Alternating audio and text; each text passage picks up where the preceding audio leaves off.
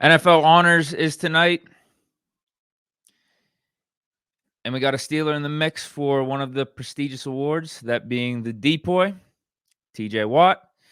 He's one of the finalists, and just wanted to briefly go over that before we get into the main parts of today's show.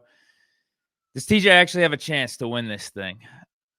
I didn't know where he stood when the season ended in terms of odds because he was the heavy favorite throughout most of the season. But we know that he tailed off over the last 3 or 4 weeks. Only had 2 sacks in the last 6 weeks, and it was the last 4 weeks with a goose egg in each of those. It was a rough ending for TJ. But the thing is, I guess the silver lining for him with this award is no one else really stepped up. His peers in terms of edge rushers, Trey Hendrickson, he had the most sacks, 17 and a half. TJ is honestly a fair amount behind him. He only had 11 and a half this year. But TJ has more total tackles, has the league lead in forced fumbles with 6. Trey Hendrickson only had 2. So if you want to, I don't know, if you want to go back and forth with these stats, you can make a case for TJ. And he is the most favorited amongst the edge rushers in this race. He is plus 140. So I did check the most recent odds after the season ended, and TJ gave up his favorited status for this award to Patrick Surtain. He's heavily favored going into this tonight, minus 550. TJ's like plus 140. The other edge rushers are Myles Garrett at plus 5,000 and Trey Hendrickson, who I just mentioned, at plus 850. And that's the thing with Myles Garrett.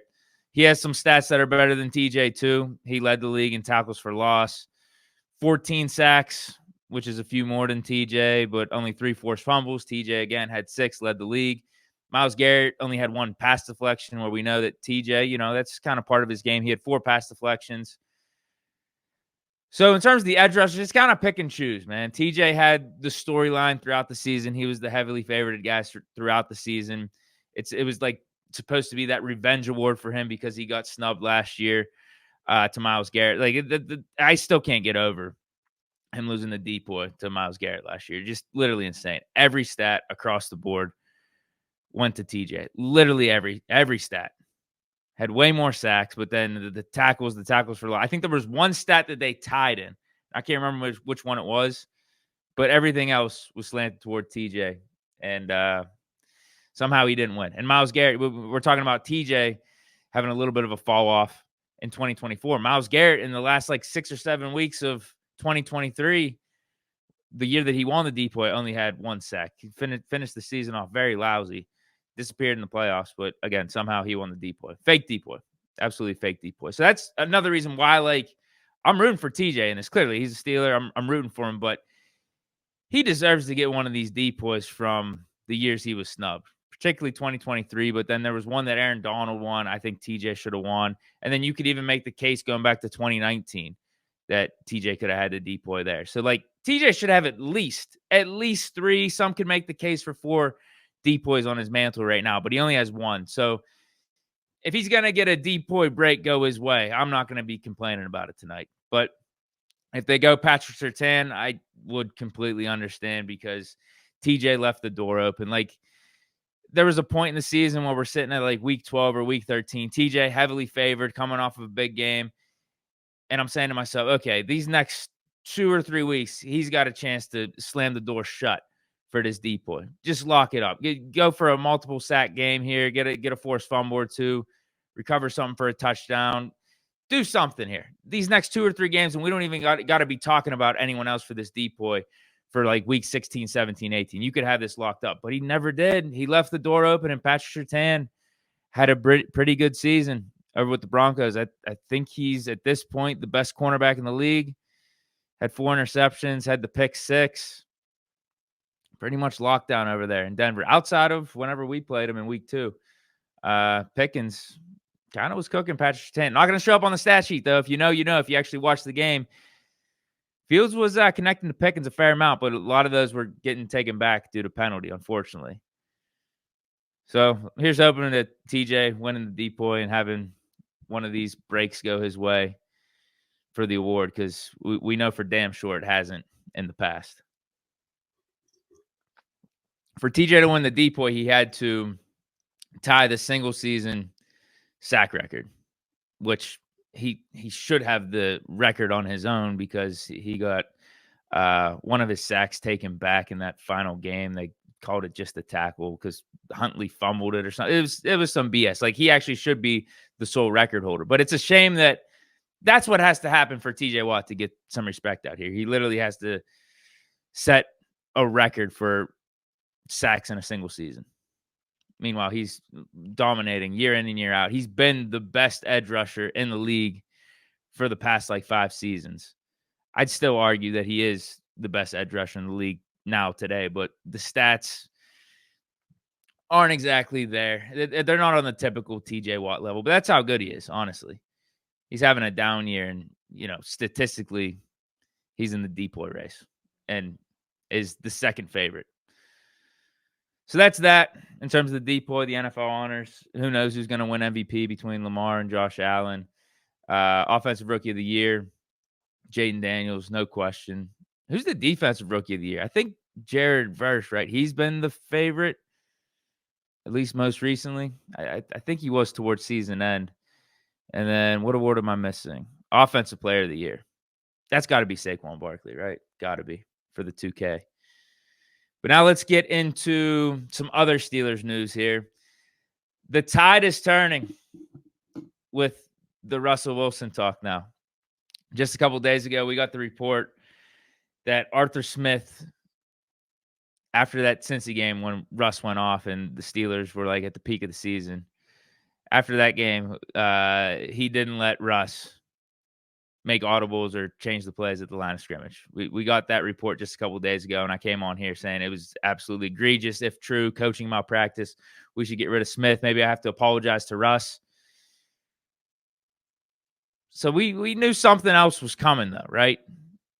That report just wasn't going to sit there without any rebuttal or a pro Arthur Smith report at some point, and we got it today. We actually got a few. We got a few. There's a lot here to unpack. So we'll start off with Jay Glazer, because he went on a podcast and was asked about what Russell Wilson's going to be doing next year. What team is he going to be on? And we know Steeler information coming from Jay Glazer is significant because he's basically Mike Tomlin's best friend in the media.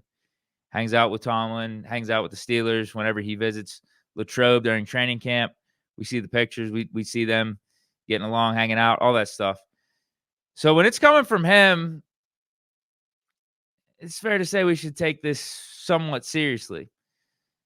He was asked about Russell Wilson's future with the Steelers or even with the Raiders, given that Pete Carroll's there. We know that connection. And Jay Glazer said, I don't think that's going to happen either. Talking about both the Steelers and the Raiders. I think you'll see a new start for Russell somewhere. So there's that. And then you have a follow-up, couple follow-ups actually, from Aditi Kinkawabala on that Arthur Smith report that we talked about a couple of days ago, and the fact that he wouldn't let Russ change plays or call audibles and kind of limited Russ's ability to cook. She said on 93.7 The Fan that whole report was a desperate ploy. It is patently false, completely inaccurate. Maybe that's not a fair way to say it. It is one-sided. It isn't complete. It is, you know this, Pony. Journalism is about getting both sides of the story. And this is a very, very clearly coming from one side. And we talked about this a couple days ago when we reacted to the report. It's like, this is clearly coming from someone pro-Russ. Either Russ, someone in his camp, maybe those within the Steelers organization that want Russ back as the quarterback in 2025. This is very pro-Russ, it feels like. And she says, I've been hesitant from the very beginning. We go all the way back to the spring where I was very honest with all of you about what I've been told in meetings in Denver from players, coaches, people who had played with him, what I had been told in Seattle. why those were two teams that had chosen to move on from Russ, and what were certain things he struggled with. Obviously, it wasn't anything that the fan base necessarily wanted to hear. I'll say this straight up. Russell Wilson is a very, very nice human being, and none of this is meant to be malicious in any way, but he's clearly looking for another contract.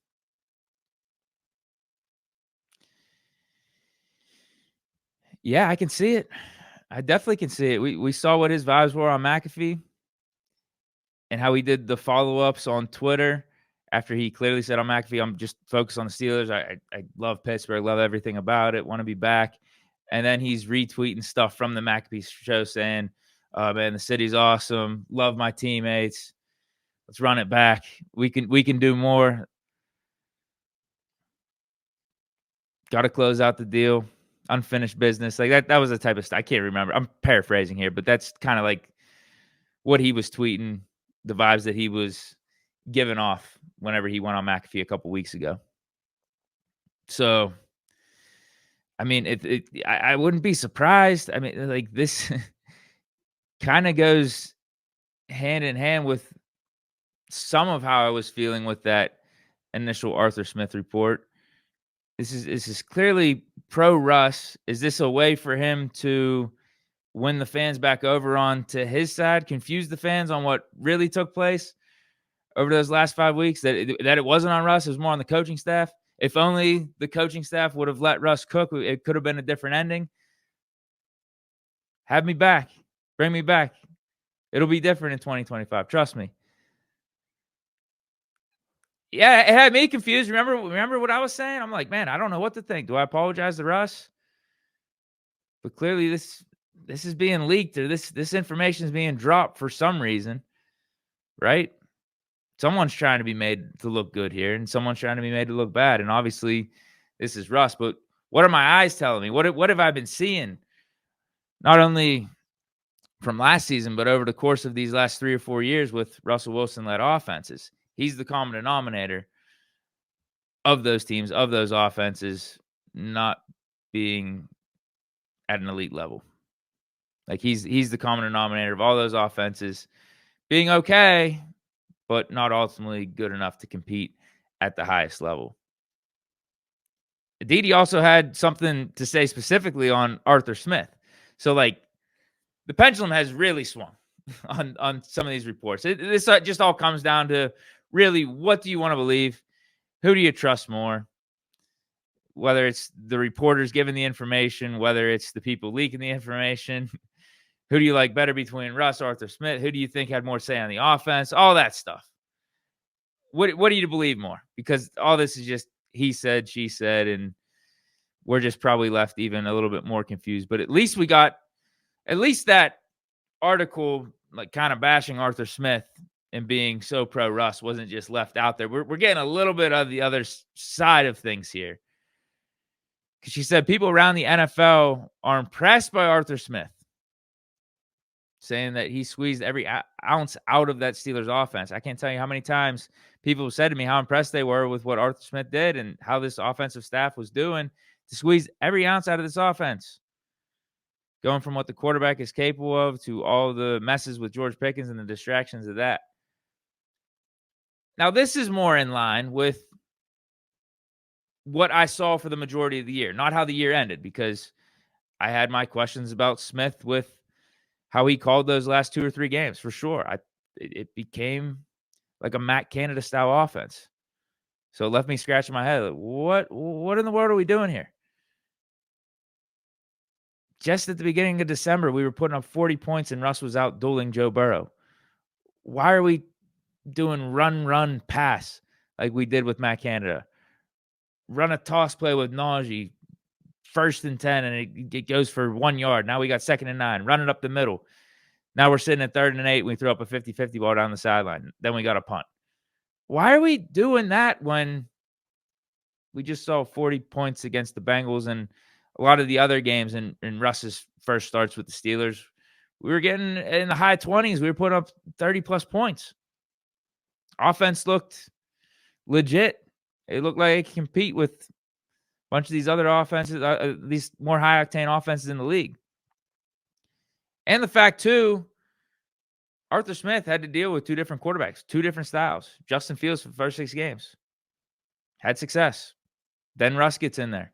Different style. Had success. Then those last 2 or 3 weeks, man, and I don't want to necessarily throw that Eagles game or the Ravens game in there that we lost in that 0-5 stretch, because I actually thought the offense was moving the ball. We had control for portions of that game. It came down to the Russell Wilson turnovers in the Ravens game and then the Najee Harris drop toss in the Eagles game. Russ had 2 very untimely turnovers in that Ravens game. One at the goal line that would have got us up 14-7 in that first half, and then the one at the end when we're down 7 trying to come back, pick 6. But those last, it was the Chiefs game, it was the Bengals game, and it was the Ravens wild card game. The offense reverted backwards. Something happened there. Something happened. And that's where I have my questions on Arthur Smith. But I thought for the majority of the season, he was a positive. He's a big-time upgrade over Matt Canada. Thought the offense was good under 2 different quarterbacks. He was able to adjust his play calling and tailor it towards Fields and Russell's particular style. So, like, that's where I stand more on. That's where I stood more on Arthur Smith when the season ended. The report about Russ not being able to audible and being handcuffed by Smith didn't really line up exactly with what my eyes told me for the majority of it. Maybe those last 2 or 3 games, there's some truth to that. And if that is true, then there's coaching malpractice there.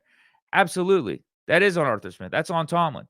Because going into that wild card game, even in those last 2 games of the season with the Chiefs and the Bengals, you're going up against Mahomes. You're going up against Burrow. That Ravens wild card game, you're going up against Lamar Jackson. We got to go out there and win. We got to win the game. Not let the game come to us and let the defenses dictate and let the game flow be dictated to us. We got to go out and win. We got to make plays like we did the first time we played the Bengals. We came out in shotgun. Russ was passing. He was dumping it off to the running backs, dinking it and dunking down the field. What do you have, like 40-something attempts that game? 400 yards? We could do that in other games too, right? We could do that when we face the Bengals again at home in Week 18. We could do that again when we face Mahomes, and we're going to need some big-time plays. And in the wild card game, we could still do that style. We don't have to go back to Steelers football in the way we typically do it, of being conservative, running the ball, and playing good defense, because the defense, for the most part, wasn't good this year. We needed some explosiveness on offense. So that's why I really don't know what happened those last like 2 or 3 games. I can explain the Eagles game, and I can explain the Ravens game. Those losses in that 0-5 stretch. I can explain that. I don't know what happened from a play calling standpoint, a philosophy standpoint, coordinator, quarterback, coach standpoint. Don't know what happened those last 3 games, though. That's interesting, right? I mean, we were due to hear something after that initial report putting Arthur Smith on blast. We were due to hear something that combated that, gave some other insight or a different perspective or angle to it. So this is what we got right here. And on top of that, we got Jay Glazer saying it's not likely that Russ is going to be back. He also had questions about Justin Fields, though, too. There was a follow-up, and they asked about Justin Fields. He's like, I don't know. I'm not sure exactly what they're doing with that either. But he seems pretty confident that Steelers are willing to move off of Russ. And maybe some of this stuff is a part of it, where we got these leaked reports about Russ feeling like he didn't have full control of the offense and he was being held back. Whereas maybe people behind the scenes view it a different way. It's like, bro, it wasn't like that at all. And the fact that we went 6-6 with you, the production wasn't completely there. I mean, it's not worth dealing with maybe some of this extra drama, given that we didn't win to the highest extent with you anyway, and you're 37, and we got an opportunity to bring back a guy that's 25 going on 26 with a bunch of talent. We had a better record with him, obviously smaller sample size, but it's just like, yeah, maybe it's just not worth it. It's not worth it going forward. If Russ is obviously behind the scenes unhappy with how things went from an offensive standpoint, philosophy standpoint, how much control he had. And we're still bringing back Arthur Smith. How is it going to get better necessarily? It feels like we already made our choice that we're going with Arthur Smith. And I feel like if we want to win to the highest level, we want to try to give ourselves the best chance of success. We can't have the quarterback and coordinator clashing. We got to have everyone on the same page. And the guy most likely to do that with Arthur Smith is Justin Fields. Clearly. But man, yeah, so some interesting reports right now. We're getting to the point. I really think we're getting to the point that we just need action. We need a decision on the quarterback. Because if not, who's to say we're not going to get a report next week that is more pro Russ and combats these reports. And then it's just this back and forth, and we're just left in the middle questioning everything. We just need an answer. We need an action. We need a decision, and then we can move forward. Because all this is just he said, she said, we're in limbo. The end result was the end result, and it wasn't good enough from an offensive defense standpoint. So there are changes that need to happen. There's some innovation that needs to occur. All we got thus far is our inside linebackers coach is going to the Jets. So there's a vacancy there. Not much else to go off of now at this point. But maybe we could make a move soon. And we've talked about still looking for a receiver potentially this offseason. Cooper Kupp's name has been floated out there. We were interested in him going back to the middle of the season trade deadline. And the Rams are definitely moving off of him. Definitely. He tweeted that out a couple of days ago. And it's going to be sooner rather than later. Apparently, the Rams want to get him off the books ASAP. You got Ian Rappaport tweeting out that Rams are even willing, because there's that weird thing with his contract that if the Rams move off of him before, like if they move off him like they want to, which is ASAP, the new team is going to have to take on more money because there's a roster bonus due March 15th. But if they wait till after that, the Rams got to pick up that roster bonus, unless they just want to cut him. They got to pick up that roster bonus. And if they trade him, they would be keeping that. So there would be less money owed from his new team. But Ian Rappaport's saying that Rams have been willing to eat some of the money with the early payment of a roster bonus in the past. And he wouldn't be surprised if it would be the same for Cooper Kupp. And then there's that whole $12 million versus $20 million thing that I'm talking about.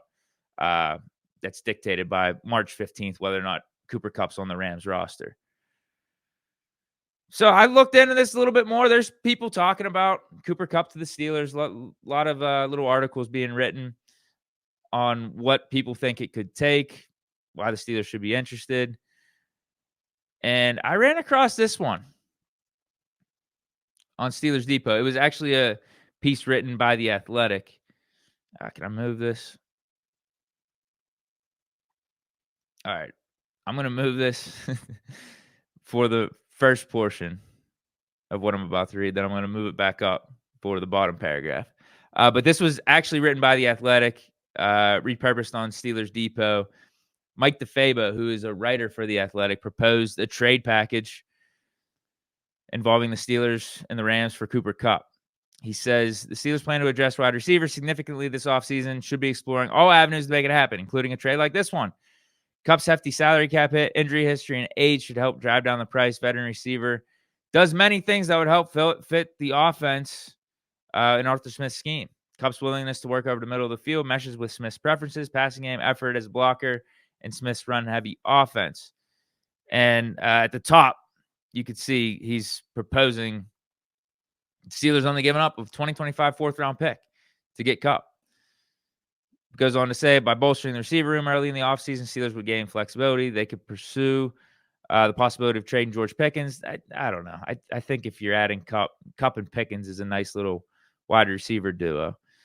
But he says trading Pickens, who is set to enter the final year of his rookie contract, and could hold in to try to force the Steelers to hand over guaranteed money early, and that way trading for Kupp could be a part of the large makeover. I mean, that is fair. It does give you some flexibility if Pickens isn't thrilled about not receiving a contract extension or if things get a little bit hairy as the offseason goes, but we still need an elite guy across from Cooper Kupp, given his age and everything and how he's been banged up over the last like 3 or 4 years. You would need another elite receiver. You need another wide receiver one across from Kupp. And I still think you want to draft a guy. You still want to get someone who could compete with Calvin Austin, Roman Wilson, potentially be the future here. But a 4th round pick, bro, that's not bad. That's not bad at all, actually. And I even went a step further and wanted to see what the contract details could be for Kupp with his new team. I still don't exactly know what the cap hit would be because that's, again, the thing that I'm most concerned with. And SpotRack said any team looking to acquire Cooper Kupp almost certainly be renegotiating his current contract. 31-year-old carries a 2-year, $22 million valuation in our system. If this came with a $10 million signing bonus, 3 void years, it would mean a cap hit of around $3.2 million in 2025. So all we'd be giving up is a 4th round pick, and we could do some workarounds with his contract, with his signing bonus, void years, blah, blah, blah, and get his cap hit to $3.2 million in 2025. And then we can worry about 2026 and 2026. But it seems like even in 2026, hold on. I got a follow-up tweet. Nope, wrong one. Even in 2026, you got $19.85 million that would be owed to Kupp, but that's all non-guaranteed. So basically, I think you could wipe your hands clean of Cooper Kupp if it doesn't work out in 2025 and have no consequences outside of what he said about restructuring the deal and throwing on void years and that. But those dead cap hits are so minimal and the salary cap's continuing to go up that you're not stressing about it at all. Con can make that work. Bro, a 4th round pick for Cooper Kupp, who, even though he tailed off last year, you know, you deal with injuries with him. Those are frequent occurrences. A 4th round pick and a $3.2 million cap hit potentially. You could do worse. Sure. Would you like the draft pick to be a 5th rounder, a 6th rounder? 100%. Maybe you want to try to get that pick to be a little bit better, at least from the Steelers standpoint, and worse for the Rams. But man, that's way better than what we've had going here. To add Cooper Kupp with Pickens, with Calvin Austin, Roman Wilson, you're only giving up a 4th round pick. He's obviously motivated based off his tweet. He's like, you know, I'm still gunning for it all. I'm coming out here. I'm going to be giving it my all, trying to win a Super Bowl somewhere else, wherever it is. I'm all in. If you look at the stats from last year, again, not bad. 67 catches, 710 yards, 6 touchdowns, and that was in, I think it was 10 games, 10 games. He missed about 5 or 6 games. That's like a 1,000-yard year. Not half bad for a 4th round pick and a $3.2 million cap hit. And he's got the championship pedigree, former Triple Crown winner. And up to this point, when he's been healthy, he's still been a top 10 receiver. This was the first year where it kind of got weird towards the end. So do you want to say that's an outlier or not? I don't know. It's fair to have your concerns. But when you really look at it, the risk is so low. I'm saying to myself and the Steelers, why not? Because on paper, if Cooper Kupp is healthy and Cooper Kupp is some form of his prime self, it's a perfect fit. And this goes back to how I was talking about Cooper Kupp at the trade deadline. You can move him all over the field. He can play outside, inside, good blocker. As I said, the championship pedigree, clutch, primetime performer, all that stuff. Be a perfect fit, perfect complement to Pickens. Perfect complement for this offense. Whether you go with Russ or you go with Fields, or you maybe take a swing at Stafford and pair him up with his former teammate here. I guess current teammate still, because they're both technically on the Rams. But yeah, there's some stuff out there that Stafford may be moving on too. Would the Steelers take that big of a swing? I don't know. Maybe that's a different conversation for another day, because you're seeing some stuff with Matt Stafford's wife. I think it's on her podcast or something. I'm seeing her talking on social media that not opposed. She and Matt aren't opposed to going somewhere else if it means competing for championships, because she's questioning what the Rams are doing right now by moving off of Cooper Kupp. Wondering if it's still the best fit for her and Matt and the family and trying to win Super Bowls and reach that ultimate goal. Something to think about. Maybe, like I said, conversation for another day, but that'll be it. Let me finish up with the Cooper Kupp stuff though. Yeah, for a 4th round pick and a minimal cap hit like that, Rams would be taking on dead money, and Omar Khan would be able to swindle them to do that. Sign me up. Sign me up. Yes, there's risks, but the risks obviously are pretty low. Pretty low there. A 4th round pick and a minimal cap hit where you still can sign other pieces. You still can make hay in free agency. And you're only giving up a 4th round pick. You're not killing this year's draft class. Why not? Again, it's a swing we should take. Maybe try to make that 4th rounder a 5th rounder. But if it's a 5th round, then it's absolutely a no-brainer. It already feels like a no-brainer as a 4th round pick, but a 5th round pick, you got to be kidding me. Got to be kidding me. But yeah, I'm open. Yeah, I say do a Cooper Kupp trade. If that's the trade, if that's the trade package, and that's the cap hit, I'm wondering why the deal isn't done already. But let me know your thoughts down in the chat, down in the comments. Hope you guys enjoyed today's show. Be back next Tuesday, 6 p.m. Stay chilling. Have a great weekend. Peace.